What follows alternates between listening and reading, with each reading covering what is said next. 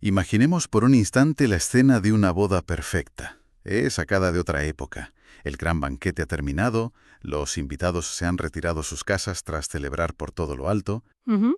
y el nuevo matrimonio pues cruza la puerta de sus aposentos. Todo parece absolutamente idílico, el comienzo de una vida juntos.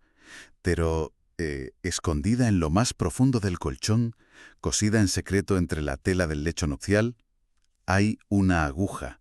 Y fíjate que el detalle aterrador es que no es una aguja cualquiera. Exacto. Es la misma herramienta con la que apenas unos días atrás se cosió el sudario de un cadáver recién enterrado. Alguien, movido por la envidia o una obsesión enfermiza, ha decidido en silencio que ese matrimonio nazca completamente muerto. Madre mía. Cambia bastante la perspectiva idílica del romance, la verdad. Y lo más perturbador de esa escena es que, bueno, no pertenece al guión de una película de terror psicológico actual. Ya. Era una práctica muy real, temida y minuciosamente documentada en grimorios europeos durante siglos. O sea, es una aplicación literal, fría y calculada, de magia necromántica actuando bajo el disfraz de los asuntos del corazón. Y justo en ese fango, en ese misterio de terror psicológico, es donde nos vamos a zambullir hoy. Bienvenidos a un nuevo análisis a fondo. Nuestra misión en esta inmersión es explorar los rincones más oscuros de la obsesión humana. Totalmente. Un lugar donde el concepto del amor se aleja bastante de los cuentos de hadas, ¿verdad? Sí, sí, nada de cartas perfumadas. Aquí el amor se revela como una imposición terrorífica lograda a través de la magia negra, la brujería, la profanación de tumbas y, bueno, la invocación de entidades del inframundo. Y vaya fuentes que tenemos sobre la mesa hoy. Tela con los materiales. Tenemos grimorios antiguos de alta magia como el Grimorium Verum y el Ars Goetia. Que es parte del famoso Lemegetón, claro. Eso es. También pesados tratados de demonología del Renacimiento y unos textos fascinantes que recogen las leyendas orales más oscuras de Guatemala y México. Documentos que en su momento, fueron perseguidos ferozmente por las autoridades civiles y religiosas. Y con razón por el tremendo poder destructivo que supuestamente albergaban. Te jugabas la vida solo por leerlos. Literalmente. Era una sentencia casi segura. Y al repasar todo este material oscuro, resulta inevitable pensar en el enorme valor que tiene preservar estos relatos, ¿no? Desentrañar sus misterios. Ujú. Y para cualquier persona que sienta fascinación por este nivel de terror psicológico y por lo paranormal, es vital pasarse ahora mismo por YouTube y buscar el canal de No Debiste Llegar Aquí. Es, vamos, el archivo digital definitivo para este tipo de contenido. Un espacio imprescindible, la verdad. Suscribirse, dejar un enorme like en sus vídeos y participar en la caja de comentarios es la mejor manera de apoyar la investigación del misterio. Y sobre todo, es el buzón perfecto para enviar historias y experiencias paranormales propias. Queremos que esa comunidad de investigadores de lo extraño siga creciendo sin límites. Es que es un espacio fundamental para entender que la historia oculta sigue teniendo ecos en el presente. Y bueno, los ecos del material que traemos hoy demuestran que, históricamente, el deseo humano rara vez ha sido pacífico. Vale, pues vamos a desgranar todo esto desde el principio. Lo que hoy te banaliza en revistas como Inocentes Hechizos de Amor, Encendiendo Velitas Rosas y tal. Sí, las típicas chorradas de revista. Eso, pues en su origen documentado eran rituales macabros diseñados para cruzar cualquier línea moral y aniquilar la voluntad ajena. Totalmente. Y para entender la magnitud del peligro, hay que dejar clarísimo que las fuentes no hablan de simple superstición de aldea. No son remedios campestres. Estamos hablando de protocolos muy estructurados para la invocación sistemática de entidades demoníacas de altísimo rango. Es que el salto de complejidad es abismal. O sea, los grimorios de magia ceremonial que circularon de forma clandestina entre los siglos XII y XVII no son colecciones de fábulas para asustar a los niños. ¿Qué va? Se estructuraban como verdaderos manuales técnicos, casi de ingeniería oculta. Tomemos como ejemplo el Ars Goetia, que como decíamos es la primera y más célebre sección del Lemegetón.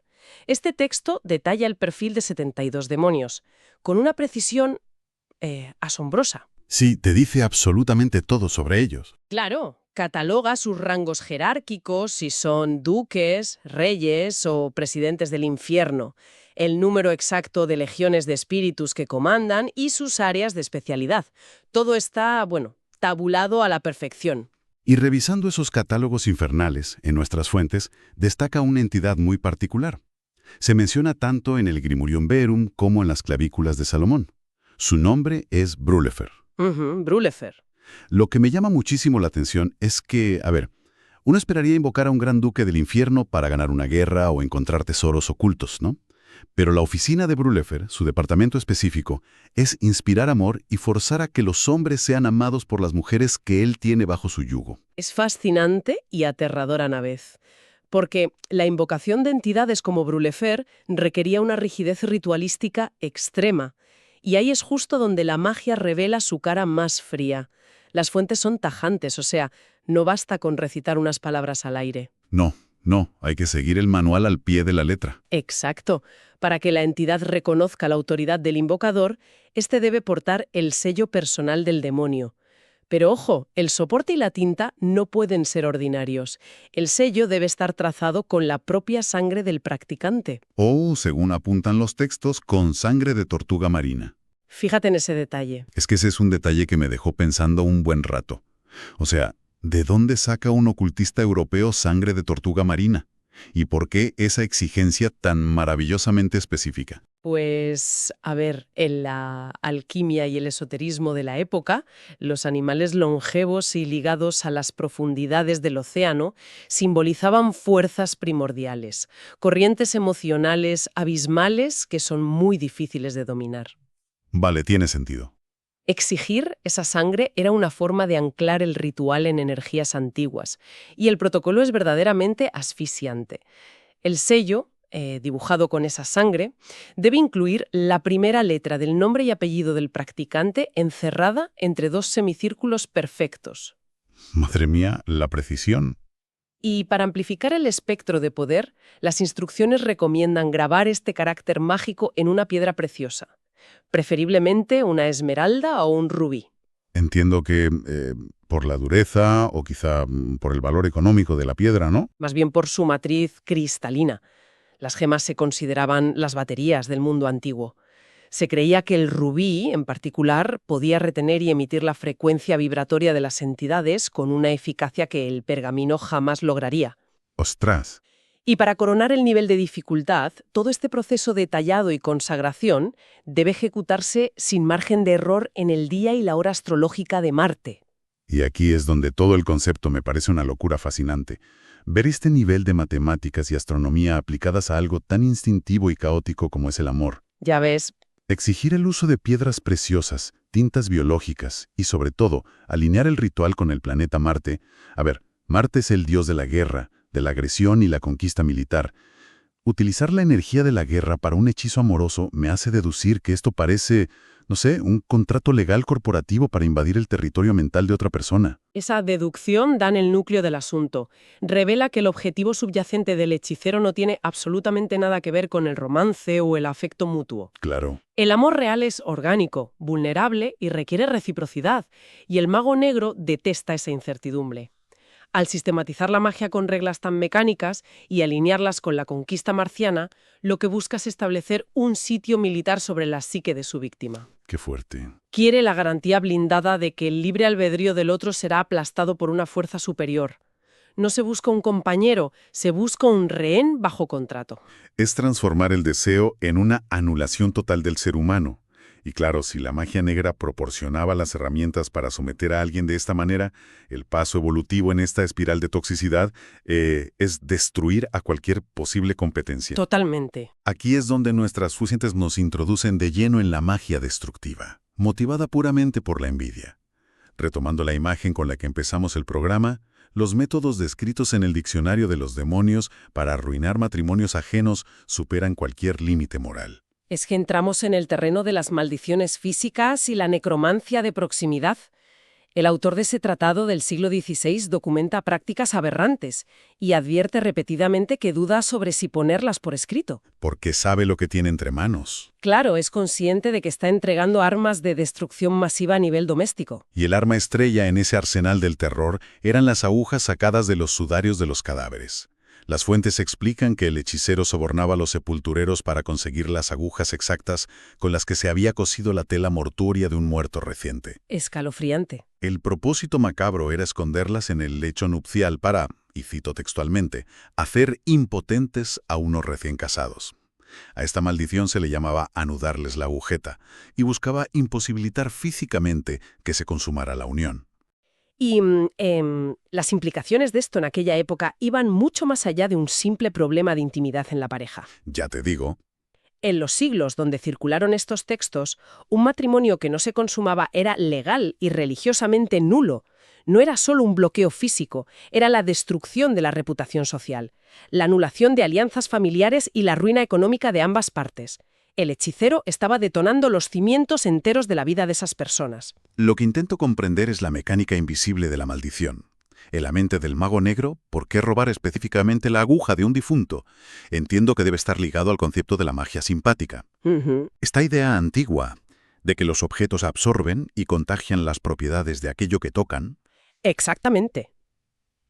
La magia simpática es el pilar que sostiene todo este horror. Opera bajo el principio de que lo semejante produce lo semejante. Un sudario es la última vestimenta humana. Está empapado energéticamente de la quietud inquebrantable, la descomposición y la esterilidad absoluta del sepulcro. tela. Al sustraer la aguja contaminada por esa vibración de muerte y ocultarla en un colchón, el brujo no requiere administrar un veneno físico en la bebida de los novios. Está introduciendo la idea misma de la putrefacción en el espacio que debería estar dedicado a la celebración de la vida y la fertilidad. Es inyectar el rigor mortis en la vida privada de dos personas sin que se den cuenta. O sea, evidencia un terror psicológico devastador. Te acuestas cada noche creyendo que estás construyendo un futuro, ignorando por completo que hay un ancla de la tumba escondida bajo tu propio cuerpo, pudriendo el vínculo lentamente. Es espeluznante, y lo que une a esta aguja profanada con los sellos demoníacos dibujados para Brülefer es un elemento central en toda la hechicería de dominación, un ingrediente que actúa como el puente entre el mundo invisible y el material, y que, bueno, las fuentes nos muestran como ineludible. La sangre. Exacto. Parece imposible leer 5 páginas de estos tratados sin tropezar con exigencias de fluidos vitales. Es el gran peaje de la magia negra. Funciona como la moneda de cambio universal. Si analizamos los registros de los procesos inquisitoriales en Europa y los comparamos con el sincretismo de las tradiciones afrocubanas o mesoamericanas, el uso de la sangre para doblegar voluntades es una constante histórica innegable. Es que se repite en todas partes. Abundan los casos documentados de hechicería donde el método principal consistía en adulterar secretamente la comida o la bebida de los hombres con sangre menstrual. El objetivo era fijar un amarre inquebrantable, alterando la química oculta de la víctima para crear una dependencia feroz hacia la practicante. Lo cual enlaza directamente con uno de los relatos históricos más gráficos y perturbadores que hemos encontrado en las fuentes para este análisis. Hablo del caso de la emperatriz Justina. Ostras, ese caso es tremendo. Tuve que releer ese párrafo para asegurarme de que no era ficción. Hablamos de la esposa del emperador romano Marco Aurelio, en la cúspide del poder del mundo antiguo. Y los cronistas de la época narran que esta mujer desarrolló una obsesión frenética, totalmente incontrolable, por un gladiador. Todo tras verle combatir en la arena. La situación era de una gravedad política extrema. O sea, en Roma, los gladiadores eran aclamados como héroes por las masas, pero legal y socialmente pertenecían a la casta de los infames, el escalafón más bajo. Claro. Que la emperatriz perdiera el juicio por uno de ellos no era solo un escándalo de alcoba, amenazaba con desestabilizar la imagen y la estructura de poder del mismísimo imperio romano. Ante la imposibilidad de calmar su fiebre emocional por medios normales, las autoridades del palacio tomaron una decisión drástica y acudieron a los magos caldeos. Hay que hacer un inciso vital aquí. Cuando los textos clásicos mencionan a los magos caldeos, se están refiriendo a los sabios y sacerdotes de la antigua Mesopotamia. Eran considerados la élite erudita del mundo antiguo, los verdaderos pioneros de la astrología profunda, las matemáticas y las artes oscuras. No eran charlatanes de feria. Para nada. Eran la máxima autoridad en lo esotérico. Y el remedio que estos sabios le prescribieron a la emperatriz para romper el hechizo obsesivo fue de una brutalidad antológica. Exigieron el asesinato inmediato del gladiador y le ordenaron a Justina beber la sangre aún caliente de su cadáver. Madre mía, una imagen que hiela la sangre, y nunca mejor dicho. Pero lo que resulta fascinante, dentro del marco mental de la época, es que los textos aseguran que la terapia de choque funcionó a la perfección. Increíble. Tras ingerir la sangre del hombre que motivaba su locura, el amarre se rompió al instante, y la emperatriz recuperó la cordura. Volvió a sus deberes imperiales junto a Marco Aurelio, como si le hubieran reseteado la mente. Es que el principio mágico aplicado por los caldeos es la dominación por ingestión. En la cosmovisión oculta, la esencia y la vitalidad incontrolable del gladiador habían usurpado la voluntad de la emperatriz.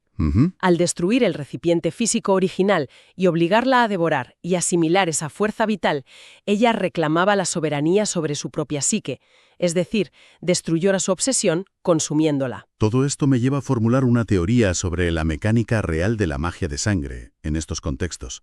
Da la impresión de que, en esta forma de entender el mundo, la sangre opera como un código fuente. Me gusta esa analogía. Actúa como un hackeo directo al sistema operativo biológico y espiritual de una persona. Y me plantea una duda espeluznante. En la magia negra de este tipo, el ser humano queda reducido a una simple bolsa de fluidos y carne. Se le despoja de cualquier rastro de alma intangible y libre. Parece que solo eres la energía que circula por tus venas. Es una visión muy cruda, pero exacta. La hechicería oscura es, fundamentalmente, la negación profunda del libre albedrío y de la individualidad sagrada del otro.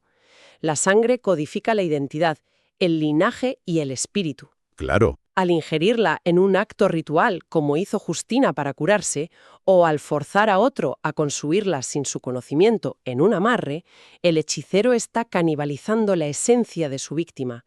No hay espacio para la empatía ni para el amor romántico. Solo existe el consumo. Un individuo se convierte en un recurso energético parasitado por la obsesión del otro. Literalmente fagocitando al prójimo. Transformar a la persona deseada en un recurso para saciar el propio vacío. Y fíjate, esa voracidad por controlar la voluntad ajena no se quedó encerrada en los mármoles del Imperio Romano ni en las páginas de los grimorios polvorientos ocultos en monasterios europeos. Para nada. La historia del ocultismo nos enseña que estas prácticas siempre logran mutar y viajar. Cruzaron el Atlántico y al llegar al Nuevo Mundo, esta obsesión elitista bajó a las calles. Se integró en la vida cotidiana de la gente común, encarnándose en figuras casi mitológicas. Lo que nos abre la puerta a uno de los fenómenos más ricos y complejos de la historia de la magia, que es el sincretismo en América Latina. La colisión titánica entre la rigurosa demonología traída por las potencias europeas, las prácticas ceremoniales de los pueblos indígenas y las potentísimas tradiciones africanas. Un cóctel tremendo. De esta mezcla explosiva surgieron métodos y personajes que caminaban por la fina línea entre el registro histórico oficial y el mito popular. Y dentro de las leyendas orales guatemaltecas que hemos revisado, pocas figuras encarnan el poder de la magia amorosa como la Tatuana. Las crónicas y leyendas la ubican en los primeros años de la Nueva Guatemala de la Asunción. Se la describe como una presencia hipnótica. Una mujer altiva, de mirada profunda y unas inconfundibles trenzas negras larguísimas. Se cuenta que se instaló en un modesto callejón de la ciudad e inmediatamente construyó un imperio clandestino pero inmensamente popular. Su negocio no era la adivinación general. Su especialidad absoluta era la venta de bálsamos, pociones y hechizos de amor sumamente eficaces. Vamos, un mercado de amarres operando a plena luz del día en la época colonial. Exacto. Y el nivel de detalle que las fuentes orales conservan sobre sus métodos nos permite ver cómo la alta magia europea se adaptó al entorno doméstico. Los relatos destacan el caso de doña Concepción Tánchez, una mujer propietaria de una pequeña tienda que acudió a la Tatuana al borde de la desesperación social y económica, porque su esposo le era infiel y había abandonado el hogar. Y frente a la desesperación de su clienta, la Tatuana no exige sangre de tortuga marina ni rubíes. Le entrega una solución profundamente terrenal, un cuerito mágico. ¡Qué curioso! Un trozo de piel animal tratada, pero acompañado de unas instrucciones de uso que requerían una precisión milimétrica. Le indica a doña Concepción que debe golpear ese amuleto 3 veces con la almohada de su esposo, estrictamente a las 8 de la noche. Luego, ocultar el cuero debajo del colchón y quemar ruda y albahaca mientras rezaba en cada una de las 4 esquinas de la habitación matrimonial. Observa la brillantez del diseño ritualístico. Ha sustituido los exóticos requerimientos de los grimorios por los elementos de poder del hogar. La almohada representa el descanso y la mente subconsciente del marido. Claro, tiene sentido. Y la ruda y la albahaca son plantas de enorme prestigio en la botánica oculta iberoamericana, famosas por su capacidad de limpieza espiritual y dominación. Es una hechicería táctica diseñada para que cualquier persona pudiera ejecutarla en el secreto de su casa. Y la leyenda remata afirmando que la eficacia fue absoluta. El marido regresó dócil y arrepentido. Sin embargo, claro, acumular tanto poder de influencia en la sociedad colonial y alterar las dinámicas de los matrimonios de esa manera atrajo rápidamente la mirada de las autoridades. Evidentemente. Dependiendo de la versión de la leyenda que se lea, la Tatuana es acorralada y encarcelada por la Inquisición o por el general Carrera. La acusan formalmente de brujería agravada y pactos demoníacos, condenándola a la pena de muerte. Pero es en las horas previas a su ejecución donde la historia explota hacia el terreno de lo sobrenatural. El clímax del mito, que encierra además un fuerte simbolismo chamanístico. Encerrada en una celda de máxima seguridad y aguardando su final, le pide al carcelero un último favor aparentemente inofensivo: un trozo de carbón. Cuando se queda sola, utiliza la madera carbonizada para dibujar un inmenso barco de talloto en la pared de piedra de la prisión. Según cuentan, recitó un conjuro antiguo y, desafiando todas las leyes de la física, dio un paso hacia la pared y se embarcó en el navío dibujado. Navegó directamente a través de los barrotes y desapareció en la noche guatemalteca, evadiendo la justicia terrenal para siempre. ¡Qué maravilla visual! Dejando tras de sí un único rastro físico para los guardias que encontraron la celda vacía a la mañana siguiente. Un sofocante olor a azufre impregnando el aire de la prisión. El azufre, la inconfundible firma olfativa de las entidades infernales. Pero, repasando la historia de la Tatuana en contraste con todo lo anterior, me surge un cuestionamiento monumental. Dime. Vemos una diferencia abismal entre la fría burocracia de los grimorios como el Ars Goetia, redactados mayormente por hombres de estatus en cortes y monasterios, y esta figura femenina autónoma, resolviendo problemas reales en las calles coloniales.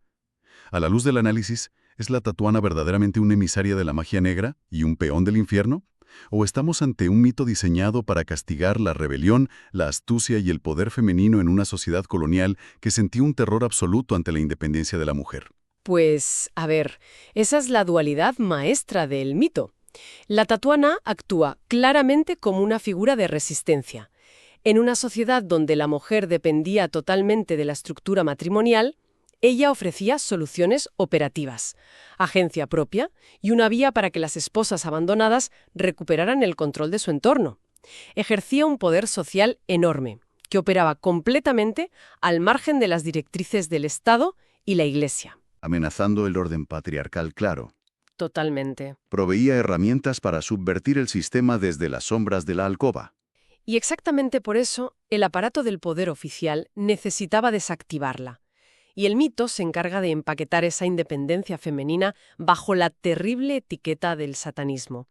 El detalle final del azufre en la celda vacía no es un recurso literario aleatorio. Es un aviso. Es un mecanismo de control ideológico. La narrativa de la época dictaminaba que si una mujer poseía conocimientos profundos, autonomía financiera o capacidad para manipular el deseo masculino, ese poder no podía ser propio. Obligatoriamente debía ser el fruto de una subordinación a una entidad demoníaca masculina. El mito demoniza la resistencia para justificar su erradicación. Lo cual nos arrastra hacia la gran reflexión final tras haber recorrido todo este laberinto de textos antiguos y horrores documentados.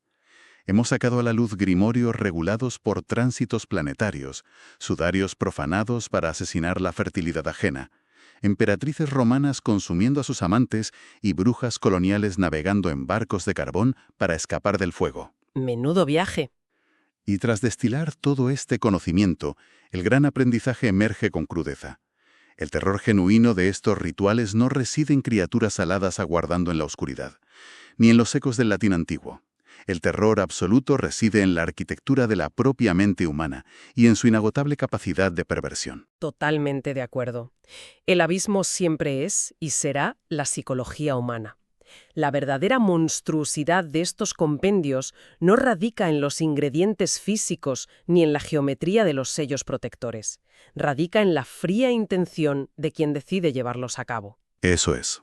El afán de encadenar el espíritu y la mente de otra persona, disfrazando ese asedio bajo la noble palabra del amor, es una de las mayores crueldades posibles. Al aniquilar el libre albedrío de alguien, no se cultiva una relación de pareja, se manufactura un esclavo emocional. Y ese proceso de dominación corrompe de forma irreparable la humanidad de ambas partes. Es la definición pura del terror psicológico nacido de la obsesión. Y para toda la gente que haya sentido que esta inmersión en los mecanismos oscuros de la historia les ha resultado fascinante o aterradora, volvemos a subrayar un mensaje clave. Importantísimo. Hay que entrar ahora mismo en YouTube y buscar el canal No debiste llegar aquí. Sumarse como suscriptón, reventar el botón de likes y dejar comentarios debatiendo qué práctica antigua resulta más impactante para quien nos escucha. Es la mejor forma de asegurar que estos misterios sigan investigándose. Sin duda. Y por supuesto, si alguien guarda su propia experiencia inexplicable, ese es el lugar exacto para enviarla y compartirla con el mundo. Es que mantener un archivo vivo de estos fenómenos es crucial, sobre todo porque la historia nos demuestra constantemente que aunque las herramientas, los métodos y los nombres cambien con el paso de los siglos, la sed de control inherente a la naturaleza humana suele permanecer inalterable. Y precisamente esa idea nos deja con un pensamiento provocador para cerrar este viaje y reflexionar profundamente esta noche, al repasar los siglos de historia esotérica. Los grimorios y las antiguas leyendas advierten, sin excepción, que la magia negra exige un pago kármico y psicológico devastador a cambio de alterar el orden natural. Siempre hay un precio. En la actualidad, el mundo ha dejado atrás el uso de pergaminos sellados con sangre de tortuga y las invocaciones en las horas astrológicas. Pero cuando hoy en día una persona exige controlar de manera asfixiante las comunicaciones de su pareja, sus amistades, sus movimientos y su privacidad, escudándose tras la siniestra justificación de que le ama demasiado. Esa frase... No está ejecutando de una forma moderna, silenciosa y clínica exactamente el mismo hechizo oscuro de sumisión absoluta que aterraba a la Inquisición. El amor forzado, ya lleve la firma de un gran demonio del Renacimiento o la de un manipulador psicológico contemporáneo, sigue siendo el pacto más corrosivo que el ser humano puede firmar. Ya ves. Cambian los soportes tecnológicos, pero la voraz intención de vampirizar el alma del otro permanece intacta. Un juego de dominación disfrazado de afecto donde nadie sale vivo. Es como empeñarse en redactar un estricto contrato corporativo utilizando veneno en lugar de tinta, guardarlo cuidadosamente en un sobre rosa perfumado y luego extrañarse genuinamente de que todo a tu alrededor acabe marchitándose. Gracias por acompañarnos en estas sombras de la historia, en este nuevo análisis a fondo. Hasta la próxima inmersión.